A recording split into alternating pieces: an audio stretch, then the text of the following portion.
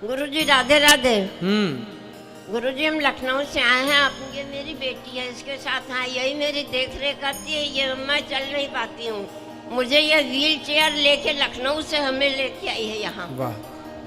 अब हमें कोई दिक्कत नहीं है। मेरा एक प्रश्न है, मेरा प्रश्न ये है कि दीपावली में जो गणेश लक्ष्मी खरीदे जाते हैं उनके लिए ऐसा कहा जाता है कि पुराने लक्ष्मी गणेश घर से बाहर कर दिए जाते हैं, नए रख लिए जाते हैं।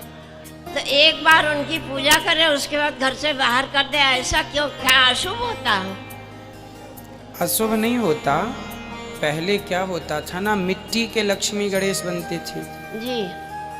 तो माटी के लक्ष्मी गणेश की पूजा कर लो, फिर माटी के लक्ष्मी गणेश जी का विसर्जन कर देते थे गमले में जी। फिर उसमें तुलसी लगा देते थे। जी। तो हर साल नई लक्ष्मी और गणेश ले लेते थे। हाँ। तो ऐसी मान्यता है कि हमारे घर नया नया धन आता रहे। जी। जो है वो तो है ही, जी। तो नया नया, इसलिए हर साल तो जो लक्ष्मी गणेश जी हैं, जी। यदि आपके घर में धातु की लक्ष्मी जी हैं, जैसे सोने की, चांदी की जी। या अष्ट धातु की जी। लक्ष्मी गणेश हैं, हाँ, तो हाँ। फिर लेने की जरूरत नहीं है उनकी।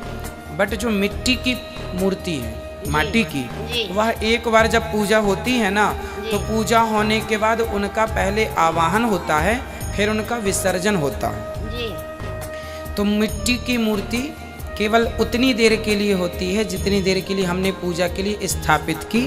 अब स्थापित पूरी हो गई, उनकी विदाई हो गई, तो वो मिट्टी है, फिर उसे गमले में डाल के तुलसी लगा दीजिए। तो हर साल नई मूर्ति लेना हर साल ना, जरूरी? इसलिए होता है ना, यदि धातु की है तो कोई दिक्कत नहीं है। माटी में एक बार आवाहन हो गया और एक बार विसर्जन हो गया, फिर उनमें दोबारा आवाहन नहीं हो सकता। और गुरुजी एक बात और है, मेरी बेटी मेरी बहुत सेवा करती है, आपको कुछ गिफ्ट देना चाहती है। ठीक है, बहुत सुंदर। बेटी के लिए ताली बजाओ कि अपनी माँ की सेवा करती है, अच्छी बात है।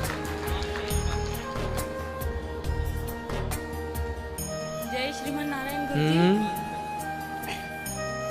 दासी कल्याणी का प्रणाम स्वीकार कीजिए। खुश रहिए। हाँ गुरुजी, हम 2019 से आपकी कथा सुन रहे हैं।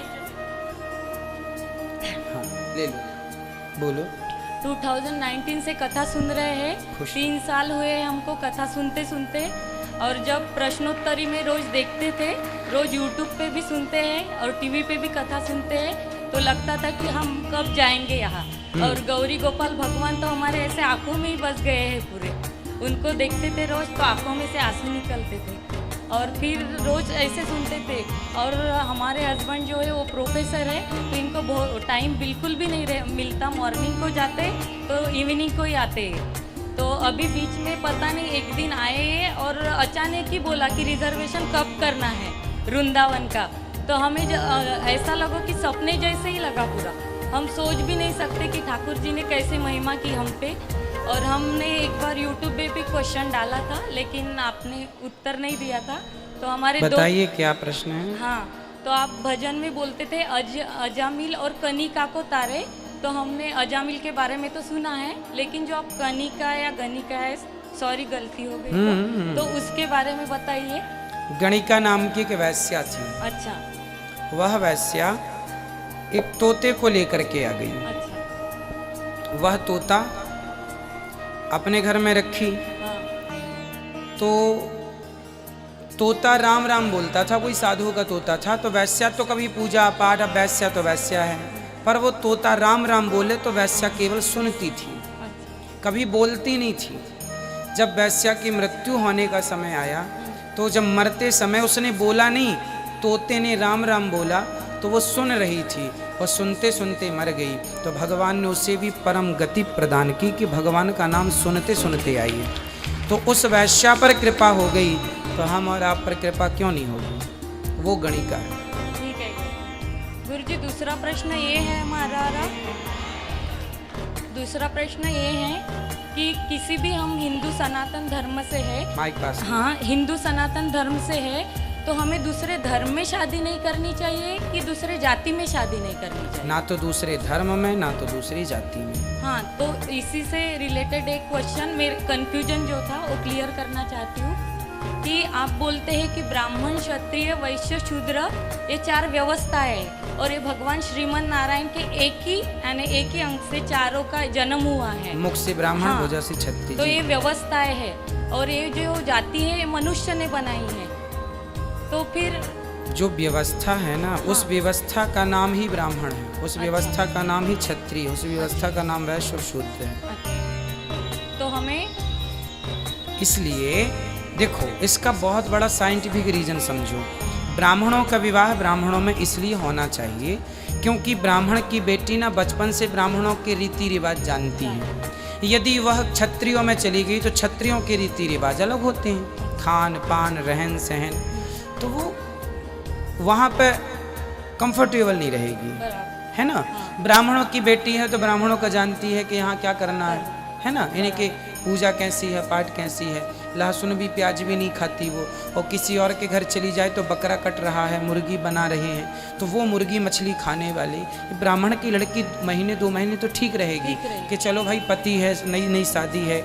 जब जीवन गुजारना है ना तो फिर वो गवाही नहीं होगी अंदर से। आपने कभी मांस नहीं खाया पर आपको कोई परोस दे मांस तो आप कैसे खाएंगे, और आपका पति खाए मांस तो आप कैसे उसके साथ जीवन गुजारने का सोच सकते हैं। तो विचारों का मिलना हो, शरीर का मिलना पति पत्नी नहीं है, विचारों के मिलने से रिश्ते होते हैं, शरीर के मिलने से नहीं। इसलिए जहाँ विचार मिले, इसलिए हमारे बुजुर्गों ने व्यवस्था बनाई कि भाई ब्राह्मण ब्राह्मणों में रहेंगे तो रीति रिवाज एक सी रहेगी, कोई चिंता परेशानी नहीं होगी, है ना। क्षत्रियों का क्षत्रियों में रहेगा, वैश्यों का वैश्यों में, ये एक व्यवस्था है। इस अब हम इसको तोड़ें कि नहीं ब्राह्मण की लड़की जाके क्षत्रिय, वैश्य, शूद्र से विवाह कर ले तो व्यवस्थाएं बिगड़ जाएंगी। समझिए, जो संतान होगी उसे आप क्या नाम देंगे। अब हिंदू लड़की है, मुसलमान लड़का है, शादी हो गई, बेटा हुआ, अब माँ हिंदू है, बाप मुसलमान है, या माँ वो है, ये वो है, लड़का हुआ, बेटा हुआ, आप उसे क्या कहेंगे, हिंदू कहेंगे, मुसलमान कहेंगे। तो हमारे हिंदू सनातन धर्म में ऐसे बहुत से हिंदुओं में बहुत से कास्ट है, यानी बहुत जातियां हैं। तो फिर हिंदुओं के तो वो जाति व्यवस्था ना आपके पूर्वज तय करते हैं कि हम ब्राह्मण हैं तो हमारा किन में विवाह हो सकता है। क्षत्रियों का किन क्षत्रियों में, क्षत्रिय के भी प्रकार होते हैं, ये चौहान हैं, ये वो हैं, बहुत सारे होते हैं ना। तो उनका ये वो आपके खानदान में परंपरा होती है ना, भाई बड़े बुजुर्ग बताते हैं हमारा विवाह किससे हो सकता है, तो वो बड़े बुजुर्गों के पास बैठने से यही तो ज्ञान मिलता है। तो कुछ परंपरा के ज्ञान लेके रखना चाहिए। और गुरुजी सब लोग बोलते थे कि हम एग नहीं खाते, अंडा नहीं खाते, तो सब बोलते थे नहीं कि एग नॉनवेज नहीं है, वेज है। लेकिन आपकी कथा से हम दूसरों को भी प्रमाण दे सके, हमारे हस्बैंड को प्रमाण दे सके, क्योंकि वो प्रोफेसर है। तो जब आपने एक बार संडे था कथा में बोला था तो हमने उनको दिखा दिया था कथा में, क्योंकि फिर हम गलत भी साबित नहीं हुए और हम प्रमाण भी दे सके उनको।